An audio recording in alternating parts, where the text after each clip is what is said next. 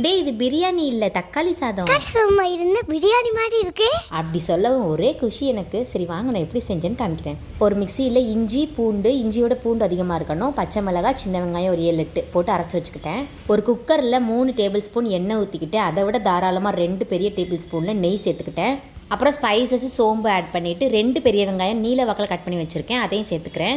இப்போ அரைச்சி வச்ச பேஸ்ட்டு, அப்புறம் 2 தக்காளி நீளமாக கட் பண்ணி வச்சுருக்கேன். வெங்காயம் எவ்வளோ எடுக்கிறோமோ அதே அளவுக்கு தக்காளியும் எடுத்துக்கணும். அப்புறம் கை நிறையா புதினா, இது எல்லாத்தையும் ஆட் பண்ணிவிட்டு நல்லா தொக்கு பதத்துக்கு வரணும். இப்போ தேவையான உப்பு ஆட் பண்ணிவிட்டு 1/4 ஸ்பூன் மஞ்சள் தூள், 1 ஸ்பூன் மிளகாய் தூள், 1 ஸ்பூன் மல்லித்தூள் ஆட் பண்ணிவிட்டு, நான் இந்த கிளாஸில் தான் 1 கிளாஸ் அரிசி எடுத்தேன். ஸோ 1.5 கிளாஸ்க்கு தண்ணி எடுத்து தண்ணி நல்லா கொதிச்சதும் அரிசி ஆட் பண்ணிக்கிறேன். இது பாஸ்மதி ரைஸில் இல்லை, சும்மா நார்மல் வீட்டு அரிசி தான். இப்போ சாப்பாடுக்கு தேவையான உப்பு, கொத்தமல்லி தூவிட்டு நெய் மறுபடியும் 1 ஸ்பூன் ஆட் பண்ணிக்கிறேன். தண்ணிலாம் நல்லா வத்திட்டு பாதி அரிசி வெந்திருக்கும். இப்போ மீடியம் ஃப்ளேமில் ஒரே விசில் போட்டு எடுத்துட்டோம்னா தக்காளி சாதம் ரெடி. முட்டை மசாலாவோட வீடியோ லிங்க் கீழே கொடுத்துருக்கேன், செக் பண்ணிக்கோங்க. கண்டிப்பாக வீடியோக்கு லைக் அண்ட் சப்ஸ்கிரைப் பண்ணிக்கோங்க.